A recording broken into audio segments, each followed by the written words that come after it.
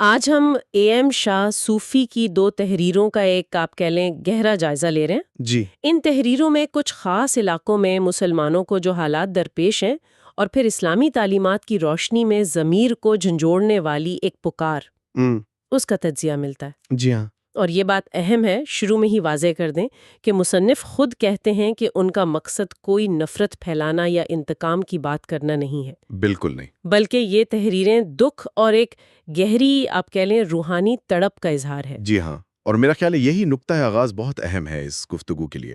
ہم آج 2 خاص مضامین کو دیکھ رہے ہیں۔ جی ایک تو ہے ظلم کے درمیان اذان، غزہ، ہندوستان اور ضمیر کی پکار، اور دوسرا مضمون ہے طائف کا لمحہ، سنت اور کردار کی طرف دعوت۔ ٹھیک۔ تو ان ذرائع کی روشنی میں ہمارا مقصد کیا ہے؟ ایک تو مشترکہ انسانیت کا جو تصور ہے، ان کی کچھ تاریخی مثالیں کیا ہیں، اور سب سے بڑھ کر جو آپ نے کہا روحانی خود احتسابی اور عمل کی دعوت، اس کو سمجھنا ہے۔ تو گفتگو کا آغاز وہیں سے کرتے ہیں جہاں سے مصنف نے کیا، یعنی یہ ارادہ کہ تحریر کا محرک غصہ نہیں، انتقام نہیں، بلکہ دکھ اور روحانی کرب ہے۔ جی یہ اپنے آپ میں ایک غیر معمولی بات لگتی ہے، اور وہ فوراً قرآن کی ایک آیت کا حوالہ بھی دیتے ہیں، سورۃ الحجرات آیت 13۔ جی، اے لوگو، ہم نے تمہیں ایک مرد اور ایک عورت سے پیدا کیا، اور تمہیں قومیں اور قبیلے بنایا تاکہ تم ایک دوسرے کو پہچان سکو۔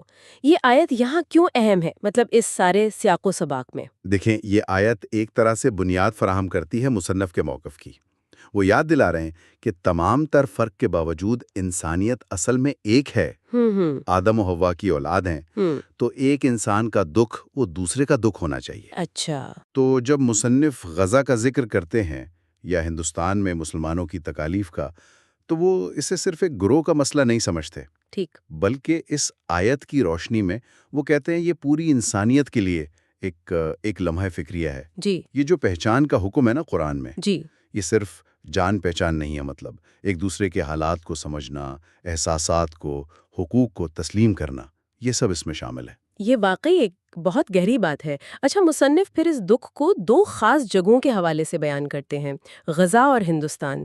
غزہ کے بارے میں تو ان کی تصویر کشی بہت دل دہلا دینے والی ہے۔ بالکل بالکل، مصنف غزہ کی صورتحال کے لیے جو الفاظ استعمال کرتے ہیں ان سے شدید کرب جھلکتا ہے۔ وہ اسے کہتے ہیں براہ راست نشر ہونے والی نسل کشی۔ یہ بہت سخت الفاظ ہے۔ جی، وہ کہتے ہیں کہ دنیا دیکھ رہی ہے، بچوں کو ملبے تلے دبتے ہوئے، ہسپتالوں پر بمباری ہوتے ہوئے، لیکن وہ کہتے ہیں دنیا بڑی حد تک خاموش ہے۔ خاموش تماشائی بنی ہوئی ہے۔ جی، تو یہ مصنف کا تجزیہ ہے جس سے وہ صرف کوئی سیاسی یا فوجی مسئلہ نہیں سمجھتے، وہ اسے گہرا اخلاقی بحران قرار دیتے ہیں۔ عالمی ضمیر کی ناکامی، جیسے آپ نے کہا۔ بالکل، عالمی ضمیر کی ناکامی، اور ہمیں یہ واضح کرنا چاہیے کہ یہ تمام تفصیلات اور یہ تجزیہ مصنف کے اپنے ذرائع اور ان کے نقطہ نظر پر مبنی ہے، ہم صرف اسے بیان کر رہے ہیں۔ جی ہاں، یہ واضح ہونا ضروری ہے۔ اچھا، اور پھر ہندوستان کے حوالے سے وہاں مصنف ایک شاید مختلف قسم کی تکلیف کا نقشہ کھینچتے ہیں۔ کچھ زیادہ خاموش؟ جی، وہ خود اسے خاموش تکلیف کا نام دیتے ہیں۔ اچھا، مصنف ہندوستان میں خاص طور پر جو ہندوتوا نظریے کے مبینہ اثرات ہیں ان کے تحت مسلمانوں کو جو چیلنجز درپیش ہیں ان کا ذکر کرتے ہیں۔ کیا مثالیں دیتے ہیں وہ؟ ان کے مطابق ان میں شامل ہیں جیسے لنچنگ کے واقعات، ہجوم کا تشدد، پولیس کی مبینہ جانبداری یا کہیں زیادتی، گھروں اور کاروباروں کی مسماری جسے وہ معاشی بائیکاٹ کا حربہ کہتے ہیں، اور پھر مذہبی شناخت کے اظہار پر وہ کہتے ہیں پابندیاں بڑھ رہی ہیں۔ وہ خاص طور پر بریلی میں ایک واقعہ ہوا تھا اس کو نمایاں کرتے ہیں، اور اس کے لیے وہ ایک رپورٹ کا حوالہ بھی دیتے ہیں۔ جی، انڈیا ٹوڈے کی رپورٹ کا ذکر ہے۔ جی، ان کے مطابق وہاں آئی لو محمد صلی اللہ علیہ وسلم کے پلے کارڈز رکھنے پر کچھ گرفتاریاں ہوئیں، کچھ گھر بھی گرائے گئے۔ تو مصنف کے نزدیک یہ مسلمانوں کی جو اپنی شناخت ہے، اپنی محبت کا اظہار ہے، اس پر ایک طرح کا حملہ ہے۔ یہ تفصیلات مصنف کی تحریر سے لی گئی ہیں۔ تو یہ جو مشکل حالات ہیں، چاہے وہ غزہ کی ایک طرح سے کھلی تباہی ہو یا ہندوستان کی یہ خاموش تکلیف، اس پس منظر میں مصنف ایک شعر کا حوالہ دیتے ہیں، علامہ اقبال کا۔ جی، بہت مشہور شعر ہے۔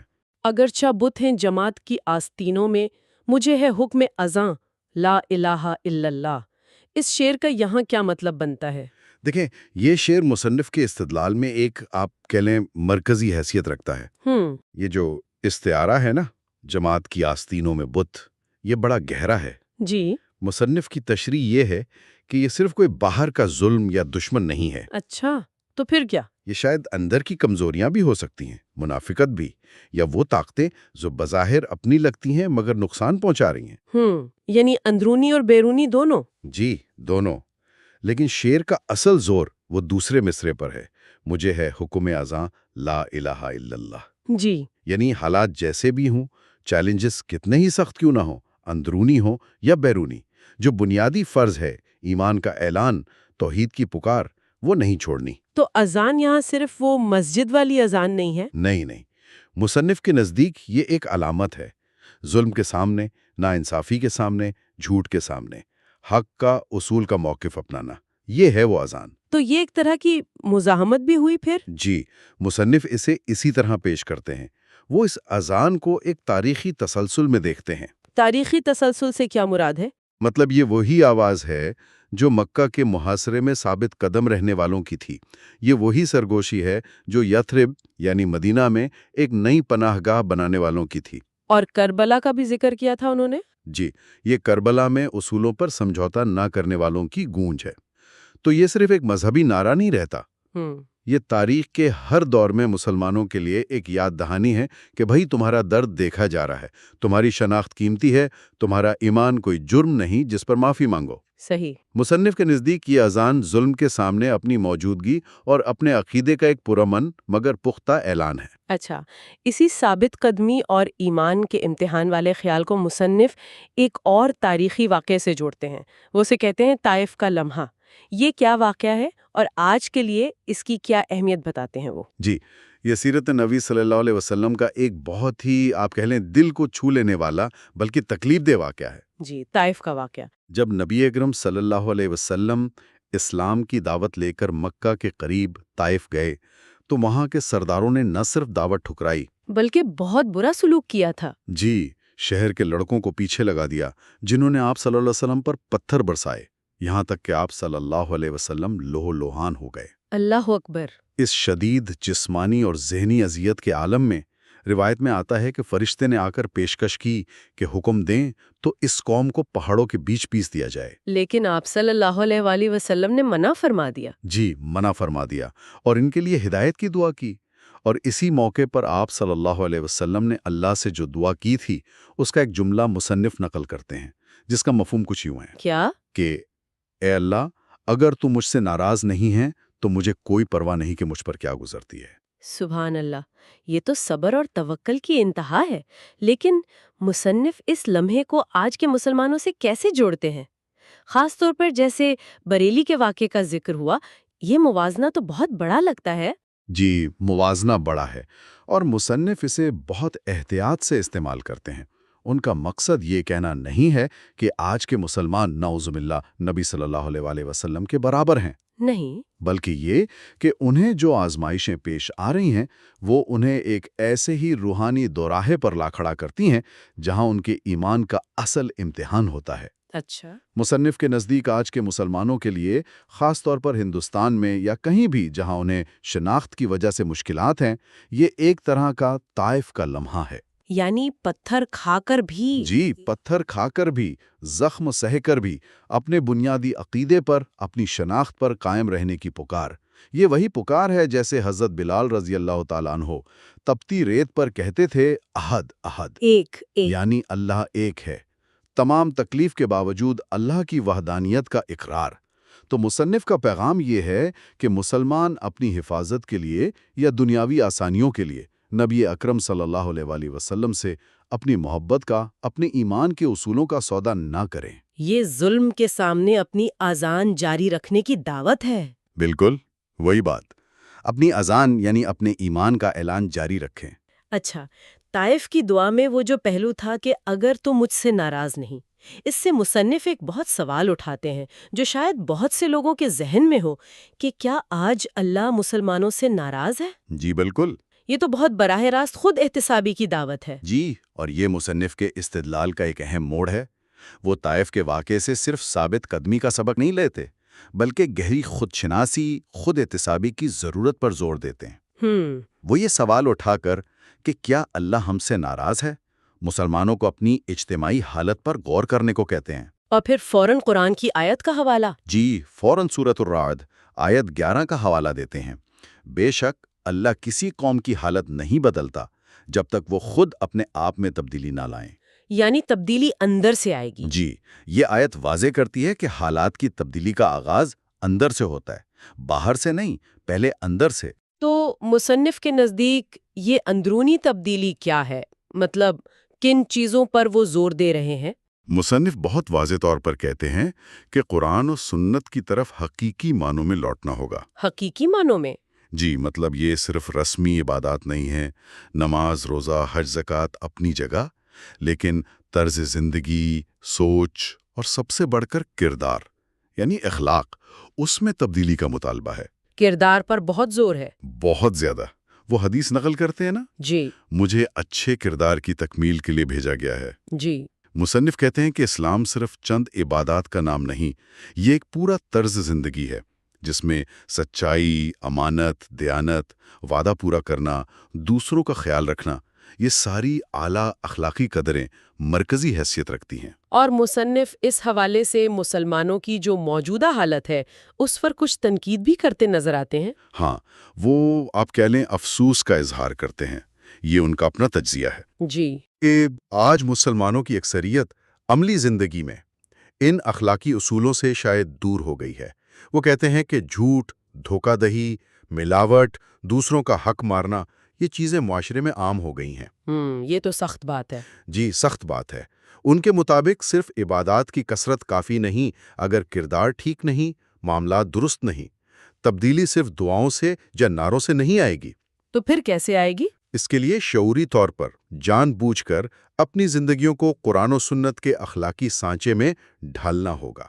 یہ ایک کڑوا سچ ہے جو مصنف سامنے رکھتے ہیں، اور یہ ان کی تحریر کا ایک اہم حصہ ہے۔ یعنی اندرونی تبدیلی، کردار کی اصلاح، اس کو مصنف بیرونی حالات کی بہتری کے لیے ایک شرط بنا رہے ہیں۔ بالکل۔ کیا وہ خدائی مدد کے تصور کو بھی اسی سے جوڑتے ہیں؟ بالکل بالکل۔ مصنف تاریخ سے مثالیں دیتے ہیں کہ اللہ تعالیٰ نے تو ہمیشہ اپنے ماننے والوں کی مدد کی ہے۔ جی، جیسے؟ وہ حضرت ابراہیم کو آگ سے بچانے کا واقعہ سناتے ہیں، حضرت نوح کو طوفان سے بچانے کے لیے کشتی، حضرت موسیٰ کے لیے سمندر میں راستہ بنانا، نبی اکرم صلی اللہ علیہ وسلم کی ہجرت کے دوران وہ مکڑی کے جالے والی حفاظت، اور ابرہہ کی اتنی بڑی فوج کو ابابیل جیسے چھوٹے پرندوں سے شکست دینا، یہ سب یاد دلاتے ہیں۔ یہ مثالیں تو امید دلاتی ہیں۔ یقیناً امید دلاتی ہیں۔ لیکن کیا یہ مدد بس ایسے ہی مل جاتی ہے؟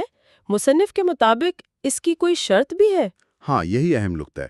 مصنف کا استدلال ہے کہ یہ تاریخی مثالیں یہ بھی بتاتی ہیں کہ خدائی مدد آتی کن کے لیے ہے۔ کن کے لیے؟ ان لوگوں کے لیے جو خود کو پاکیزہ رکھتے ہیں، اپنے ایمان پر مضبوطی سے قائم رہتے ہیں اور آپس میں متحد ہوتے ہیں۔ اچھا، اتحاد پر بھی زور ہے۔ جی۔ وہ سورت آل عمران کی آیت 103 کا حوالہ دیتے ہیں، اور اللہ کی رسی کو مضبوطی سے تھامے رہو اور تفرقہ میں نہ پڑو۔ تو گویا مصنف کے نزدیک روحانی اور اخلاقی پاکیزگی، ایمان پر عمل اور اندرونی اتحاد یہ شرطیں ہیں جو اللہ کی مدد کو لاتی ہیں۔ جی، اور تفریقہ یعنی پھوٹ اور کردار کی کمزوری یہ مدد میں رکاوٹ بن سکتی ہیں، یہ ان کا خیال ہے۔ تو مصنف صرف اندرونی تبدیلی پر ہی زور نہیں دے رہے، بلکہ ایک عملی قدم اور دعا کی طرف بھی بلا رہے ہیں۔ آخر میں وہ سورۃ النساء کی آیت 75 کا ذکر کرتے ہیں۔ جی ہاں، یہ آیت تو ایک طرح سے عمل کے لیے سیدھا سیدھا اللہ کا حکم ہے۔ کیا ہے آیت میں؟ اللہ تعالیٰ قرآن میں پوچھتے ہیں، مفہوم یہ ہے کہ تمہیں کیا ہو گیا ہے کہ تم اللہ کی راہ میں نہیں لڑتے اور ان بے بس مردوں، عورتوں اور بچوں کی خاطر بھی نہیں لڑتے جو دعا کر رہے ہیں کہ اے ہمارے رب، ہمیں اس شہر سے نکال جس کے لوگ ظالم ہیں، اور ہمارے لیے اپنی طرف سے کوئی حمایتی، کوئی مددگار بھیج۔ مصنف اس آیت کو یوں پیش کرتے ہیں کہ یہ مظلوموں کی حمایت میں کھڑے نہ ہونے پر، بے حسی پر، ایک طرح کی الہی فرد جرم ہے۔ اللہ اکبر! یہ صرف غزہ یا ہندوستان کے مسلمانوں کے لیے نہیں ہے، یہ ہر صاحب ایمان سے سوال ہے کہ وہ ظلم کے خلاف کمزوروں کی حمایت میں کیا کر رہا ہے۔ اور اس عمل کی پکار کے ساتھ ساتھ مصنف کی آخری دعا کیا ہے؟ وہ بھی یقیناً ان کی پوری سوچ کی عکاسی کرتی ہوگی۔ جی، ان کی دعا بہت جذباتی ہے اور تاریخ سے جڑی ہوئی ہے۔ کیسے؟ وہ اللہ سے التجا کرتے ہیں کہ وہ آج کے دور میں بھی ماضی کی طرح کی نجات دہندہ بھیجے، جیسے محمد بن قاسم کا نام لیتے ہیں، سلیمان علی شان کا، اچھا۔ جو آ کر مظلوموں کا دفاع کریں، انصاف قائم کریں۔ وہ پھر سے ان معجزاتی مدد کی دعا کرتے ہیں جن کا پہلے ذکر ہوا۔ ابابیل، نوح کی کشتی۔ جی، ابابیل کے پرندے، نوح کی کشتی، ابراہیم کے لیے ٹھنڈی ہونے والی آگ، موسیٰ کے لیے سمندر میں بننے والا راستہ۔ یہ ایک طرح سے شدید مشکلات میں گھرے ہوئے انسان کی پکار ہے، طاقت کے لیے، نجات کے لیے، براہ راست خدائی مدد کے لیے۔ اور اس دعا کے ساتھ وہ اپنا بنیادی موقف دہراتے ہیں۔ جی، وہ بنیادی موقف آئی لو محمد صلی اللہ علیہ وسلم، یہ گویا ان کا حتمی غیر متزلزل اعلان ہے جس پر وہ کوئی سمجھوتا کرنے کو تیار نہیں۔ وہ مسلمانوں کو آج جو تکلیفیں ہیں، خاص طور پر غزہ اور ہندوستان کے حوالے سے، ان کا اعتراف کرتی ہیں۔ جی، پھر ان تکلیفوں کا مقابلہ کرنے کے لیے وہ تاریخی اور مذہبی ورثے سے، جیسے طائف کا واقعہ، اقبال کا شعر، ان سے روحانی اور اخلاقی طاقت لینے کو کہتی ہیں۔ بالکل۔ ساتھ ہی وہ بہت زور دیتی ہیں اندرونی تبدیلی پر، گہری خود احتسابی، کردار کی اصلاح، جی، جسے وہ بیرونی حالات کی بہتری اور اللہ کی مدد کے لیے ضروری سمجھتے ہیں۔ اور آخر میں وہ قرآن کے حکم کی روشنی میں عملی قدم اٹھانے اور اللہ سے دعا کرنے پر زور دیتی ہیں۔ آپ نے بالکل ٹھیک خلاصہ کیا۔ یہ تحریریں ایک خاص زاویہ نگاہ پیش کرتی ہیں جو آج کے مسائل کو گہرے تاریخی اور روحانی پس منظر میں رکھ کر دیکھتی ہیں۔ یہ مصنف کا ذاتی دکھ ہے، ان کی روحانی تڑپ ہے اور ان کا تجزیہ ہے جو انہوں نے اپنے ذرائع کی بنیاد پر پیش کیا ہے۔ یہ گفتگو اسی کو سمجھنے کی ایک کوشش تھی۔ اور اب آخر میں سننے والوں کے لیے ایک نقطہ جس پر شاید مزید سوچا جا سکے۔ جی، مصنف خدائی مدد کے لیے اندرونی تبدیلی یعنی قرآن کی آیت 13.11 اور کردار کی اصلاح کو بہت کلیدی شرط قرار دیتے ہیں۔ وہ عبادات کے ساتھ ساتھ معاملات اور اخلاق کی درستی پر بہت زیادہ زور دیتے ہیں۔ جی ہاں، تو ان تحریروں کی روشنی میں یہ سوال اہم ہو جاتا ہے کہ انفرادی اور اجتماعی سطح پر کردار کی مضبوطی اور بیرونی دنیا میں جو چیلنجز ہیں ان کا کامیابی سے سامنا کرنے کی صلاحیت، ان کے درمیان حقیقی عملی تعلق کیا ہے؟ یہ واقعی ایک اہم سوال ہے۔ کیا کردار کی یہ اصلاح صرف ایک ذاتی نیکی ہے یا یہ واقعی جیسا کہ مصنف کا اصرار ہے اجتماعی تقدیر بدلنے کی طاقت رکھتی ہے؟ اس پر ضرور غور کرنا چاہیے۔ اس پر سوچنا یقیناً دلچسپ ہوگا۔